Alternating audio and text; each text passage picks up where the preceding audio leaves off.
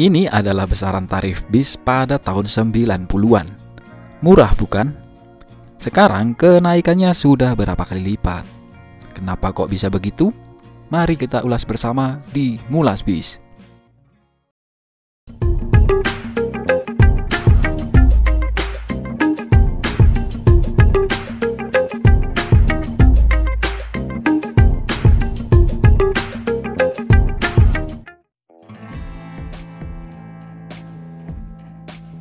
Setiap perusahaan otobus memiliki besaran tarif perjalanan yang disesuaikan dengan kelas layanan dan jarak tempuh sebuah perjalanan. Selain itu, untuk bis akap baik kelas ekonomi maupun eksekutif dalam menentukan besaran tarifnya juga ditentukan oleh mekanisme pasar dan beberapa faktor lainnya seperti biaya operasional yang dikeluarkan sebuah PO. Nah, itulah yang membuat tarif bis bisa berubah setiap saat.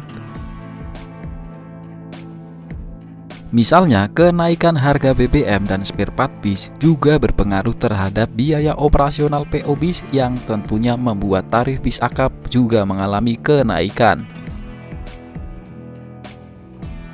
Dan tanpa kita sadari, tarif bis akap memang setiap tahunnya mengalami kenaikan. Tarif bis di tahun 2010 dengan tarif bis di tahun 2023 tentu sudah berbeda. Nah, hal itu tidak lepas dari yang namanya inflasi atau kenaikan harga barang dan jasa secara umum dan terus-menerus dalam jangka waktu tertentu.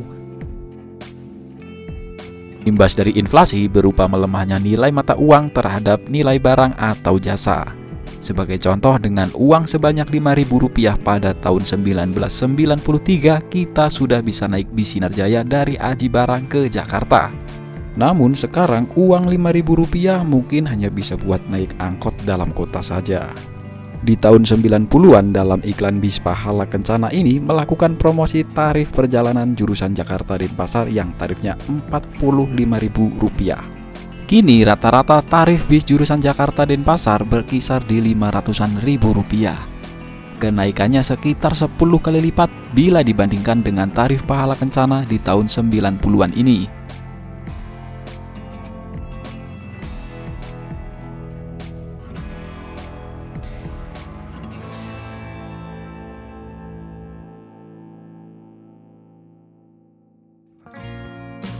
Dampak dari inflasi menimbulkan efek berantai kepada semua pelaku ekonomi. Karena semuanya mengalami kenaikan, otomatis biaya hidup masyarakat juga naik. Dulu pada tahun 90-an mungkin dengan gaji Rp200.000 per bulan sudah bisa mencukupi kebutuhan selama 1 bulan. Besaran gaji supir bis zaman dulu dengan zaman sekarang tentunya sudah berbeda.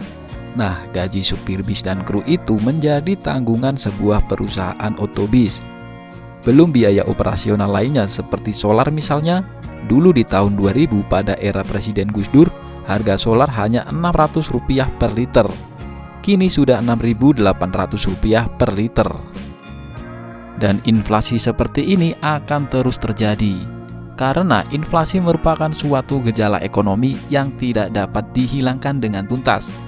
Usaha-usaha yang dilakukan biasanya hanya sebatas mengurangi dan mengendalikannya saja. Jadi kesimpulannya, harga tarif bis memang akan terus mengalami kenaikan seperti halnya harga kebutuhan pokok lainnya.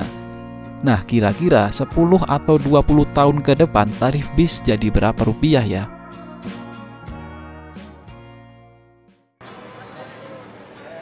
Oh ya, mungkin ada yang pernah ngalamin tarif bis pas tahun 90-an, boleh dong di-share pengalamannya di kolom komentar. Dan sampai di sini dulu episode Ngulas Bis kali ini. Makasih buat yang udah nonton. Wassalamualaikum warahmatullahi wabarakatuh.